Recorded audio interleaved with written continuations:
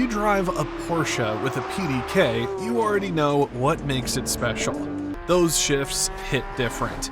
The way it just knows what gear you need before you even think about it is genuinely addicting.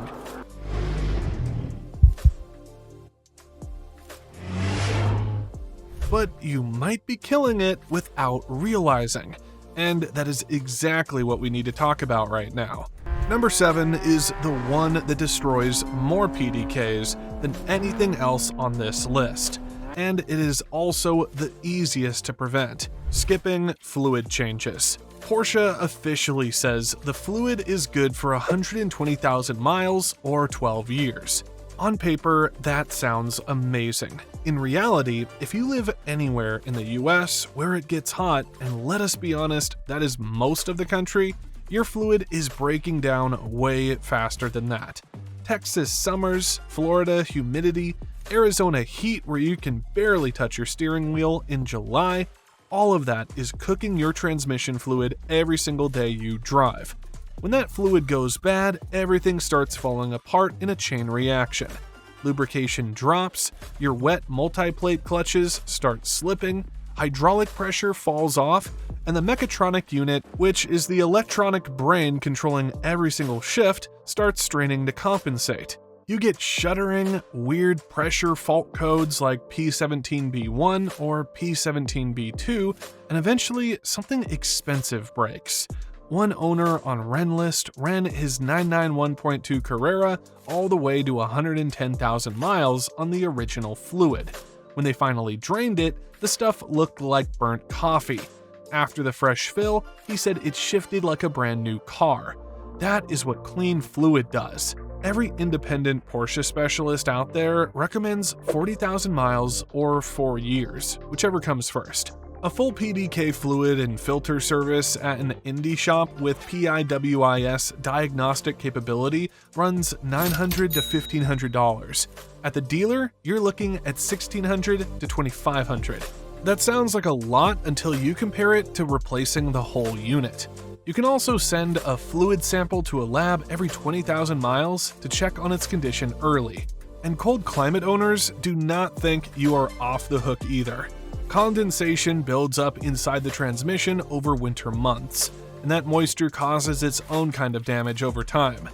Number 6 is for the adrenaline chasers out there, hammering launch control on public roads over and over again. We all love the PDK launch. A 911 Turbo S will do 0 to 60 in under 2.5 seconds. And that hit of acceleration pins you to the seat like nothing else on the road. It is one of those things that never gets old no matter how many times you do it. But every single launch sends a brutal spike of torque through the clutches and generates a massive amount of heat in one concentrated spot. Owners who launch their car every time they hit an on-ramp or pull out of a parking lot are wearing their clutch material down at an insane rate. Shops in Southern California and South Florida report clutch shudder between 2,000 and 3,000 RPM, showing up by just 50,000 miles. And it is always the same story. Too many launches. Too little respect for the hardware underneath. Save the launches for track days at Laguna Seca or VIR, or that one perfect empty road you know about. On your daily drive, Sport Mode gives you all the aggression you need without beating up the internals. And if you're doing track sessions, always run proper cool-down laps and let the car idle for 2 to 3 minutes after your last hot lap. That gives the fluid time to circulate and pull heat out of the clutch packs. Your future self will appreciate the restraint every time you pass 60,000 miles with smooth, shudder-free shifts. Number 5 is the habit every single former manual driver brings with them into PDK ownership: shifting into neutral at every red light. The logic makes sense in your head. You think you're saving the clutches by taking the load off while you sit there waiting. But PDK does not work that way at all. When you're stopped with your foot on the brake in drive, the system already disengages the clutches completely on its own. There is zero slip happening while you sit there. The car already figured this out for you. The real problem with constantly popping into neutral is that every time you go back into drive, the hydraulic pump and solenoids have to cycle through the full engagement process all over again. That repetitive cycling wears out the solenoids faster and contaminates the fluid more quickly. Some specialists estimate that doing this routinely in heavy US traffic, think the Houston freeways, the DC Beltway, or the 101 through San Francisco, can shorten the life of those components by 20 to 30%. Just leave it in drive. If you're going to be sitting for more than 30 seconds at a really long light, neutral is fine occasionally. But making it a habit at every single stop is doing real damage you will pay for later. Number 4 hits every person who commutes through a major US city in their Porsche. Crawling through bumper-to-bumper traffic without thinking about heat management at all. If you have ever sat on the 405 in Los Angeles, inched through Atlanta on 285, or survived afternoon rush hour on I-95, you know exactly what this feels like. Your car is barely moving. There is zero airflow reaching the transmission cooler, and the clutches are slipping at low speeds continuously. That builds heat fast. When the PDK overheats, you will feel it immediately. Shifts get jerky, the car starts hesitating, and in serious cases, the transmission drops into emergency run mode after just 15 to 20 minutes of crawling. Here is what smart owners do. Switch to manual mode in heavy traffic so you have full control over gear selection and the system is not constantly hunting and slipping on its own. After you clear the traffic, let the car idle for a minute or two before shutting down so everything cools properly. If you are a Sunbelt state owner dealing with this daily, an auxiliary transmission cooler is a game changer. Those run $800 to $1,500 installed, and Macan and Panamera owners in places like Phoenix and Miami absolutely swear by them. Worth every penny if you are serious about keeping your PDK alive in that kind of environment. Number 3 is where a cheap fix turns into a catastrophic bill. Ignoring warning signs, fault codes, and limp mode. Your PDK is constantly monitoring itself through dozens of sensors and solenoids. When something goes wrong, it tells you. Codes like P0846 for the pressure sensor, P17B1 or P17B2 for clutch pressure loss, or that transmission emergency run warning lighting up your dash are all real problems that need immediate attention. Some owners just restart the car, the warning clears, and they keep driving like everything is fine. That is hands down the worst thing you can do.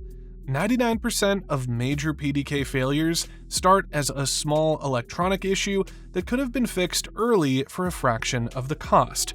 A sensor or solenoid replacement runs $1,000 to $2,500. Ignore it long enough, and you're looking at a full clutch or mechatronic rebuild between $8,000 and $25,000 or more. Good independent shops with PIWIS diagnostic tools can repair a lot of these electronic problems without pulling the whole transmission out. Dealers tend to push for full replacement because it is faster and more profitable for them. If your car goes into limp mode, do not drive it home. Pull over and get it scanned immediately. Number 2 is aimed straight at the tuning crowd, adding power to your Porsche without making sure the PDK can actually handle it. A stage 1 tune on a 911 or a Macan can add 50 to over 100 extra horsepower, and it feels absolutely incredible for a few months. Then the stock PDK clutches and transmission software, which were never calibrated for that kind of sustained torque, start to give up on you. You get slip, overheating, and destroyed clutch packs by 30 to 50,000 miles, and your factory warranty is gone the second that tune gets flashed. If you want more power, go about it the right way. Work with tuners who specifically offer PDK-safe software with raised torque limits and updated clutch pressure maps. Companies like RUF and TechArt operate in this space, and many of their packages include upgraded clutch packs as part of the deal. Always have the transmission readapted after any power modifications, so the system can recalibrate its shift points and pressure to match the new output. Skipping that readaptation step alone can cause serious problems, even with a quality tune. Number 1 is the one that catches everybody off guard, and it might honestly be the most important thing on this entire list: skipping motor mount and alignment checks. This sounds like it has nothing to do with your transmission, but it has everything to do with it. When your motor mounts wear out, and on a car that gets driven with any kind of enthusiasm that can start happening between 40,000 and 60,000 miles, the engine rocks under acceleration and braking instead of staying planted. All of that extra vibration transfers directly into the PDK input shafts, bearings, and mechatronic unit. American roads make this dramatically worse.